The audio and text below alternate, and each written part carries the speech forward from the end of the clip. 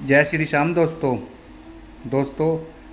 जो मैं आज कहानी आपके सामने प्रस्तुत करने जा रहा हूँ, वह कहानी एक संत और एक सेठ की कहानी है, जिसमें संत का भगवान पर इतना अटूट विश्वास है कि वो प्रसाद में जहरीला भोजन खाने से भी परहेज नहीं करता।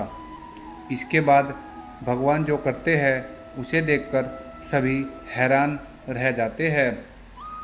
एक सेठ जी बड़े कंजूस थे। एक दिन उन्होंने दुकान पर बेटे को बैठा दिया और बोले कि बिना पैसे लिए किसी को कुछ मत देना, मैं अभी आया। एक समात एक संत आए जो अलग अलग जगह से एक समय की भोजन सामग्री लेते थे। लड़के से कहा, बेटा जरा नमक दे दो। लड़के ने संत को डिब्बा खोलकर एक चम्मच नमक दे दिया। सेठ जी आए तो देखा कि डिब्बा खुला पड़ा था। सेठ जी ने कहा कि क्या बेचा? बेटा बोला, एक संत जो तालाब पर रहते हैं उनको एक चम्मच नमक दिया था। सेठ का माथा ठनका। वो बोले, अरे मूर्ख, इसमें तो जहरीला पदार्थ है। अब सेठ जी भागकर संत के पास गए। तब तक संत भोजन बनाकर भगवान का भोग लगाकर खाने की थाली लेकर बैठ चुके थे। सेठ जी दूर से ही बोले, महाराज जी रुकिए, आप जो नमक लाए थे वह नमक नहीं था, बल्कि जहरीला पदार्थ था। कृपया करके आप ये भोजन न करें।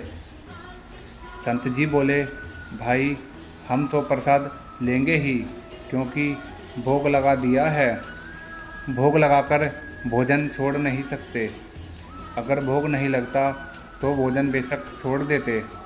ये कहकर संत ने भोजन को प्रसाद समझकर खाना शुरू कर दिया। सेठ जी के होश उड़ गए।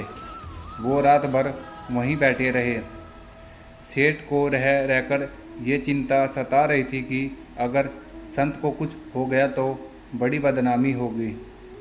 रात में अगर तबीयत बिगड़ी तो कम से कम वैद्य को दिखा देंगे। सोचते सोचते उसे नींद आ गई। सुबह रोज़ की तरह संत जल्दी उठ गए और नदी में स्नान करने लगे। सेठ जी ने कहा, महाराज तबीयत तो ठीक है? संत बोले, भगवान की कृपा है। इसके बाद वे पूजा के लिए मंदिर चले गए। जैसे ही संत ने मंदिर का द्वार खोला तो देखा कि भगवान के श्री विग्रह के दो भाग हो गए हैं और शरीर काला पड़ गया है।